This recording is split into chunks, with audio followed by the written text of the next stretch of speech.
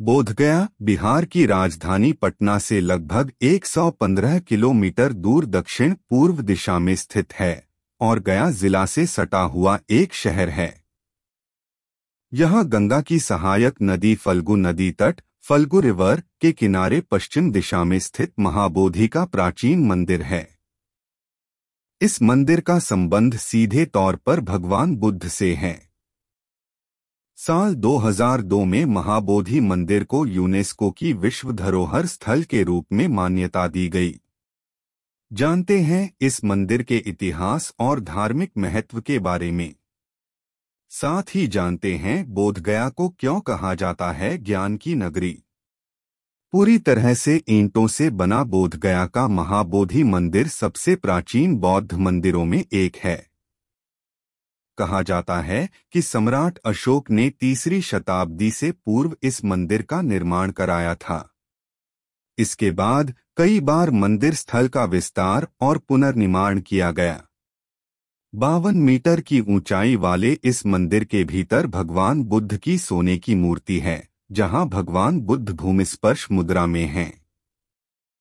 बोधगया वह स्थान है जहां भगवान बुद्ध को ज्ञान की प्राप्ति हुई थी। इसलिए बौद्ध भिक्षुओं के लिए बोधगया को दुनिया का सबसे पवित्र शहर माना जाता है।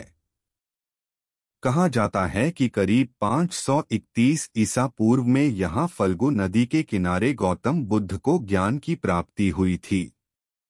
उन्होंने यहाँ स्थित बोधि वृक्ष के पास बैठकर कठोर तपस्या की। दरअसल बोधगया स्थित महाबोधि मंदिर परिसर में एक पीपल का पेड़ है। इसी पेड़ के नीचे भगवान बुद्ध को ज्ञान की प्राप्ति हुई थी। बोधि का अर्थ ज्ञान से होता है और वृक्ष का अर्थ पेड़ है। इसलिए इस वृक्ष को ज्ञान का पेड़ कहा जाता है और बोधगया को ज्ञान की नगरी। भगवान बुद्ध को बोधगया में इसी वृक्ष के पास ज्ञान की प्राप्ति हुई थी। इसलिए भी यहाँ बुद्ध के अनुयायी और बौद्ध धर्म को मानने वाले लोगों की भीड़ जुटती है। इसके अलावा भी अन्य धर्मों के लोग यहाँ पूजा अनुष्ठान लिए और प्राचीन पर्यटन स्थल के रूप में देखने के लिए बोधगया आते हैं। बोधि वृक्ष के नीचे भगवान बुद्ध ने ज्ञान प्राप्ति के बाद पहला सप्ताह बिताया था। मंदिर के उत्तर भाग के बीच में अनिमेष लोचन चैत्य है, जहाँ भगवान बुद्ध ने अपना दूसरा सप्ताह बोधि वृक्ष को एकटक देखते हुए बिताया। मंदिर की उत्तरी दीवार के पास रत्न चक्रमा है, जहां भगवान बुद्ध ने अपना तीसरा सप्ताह बिताया।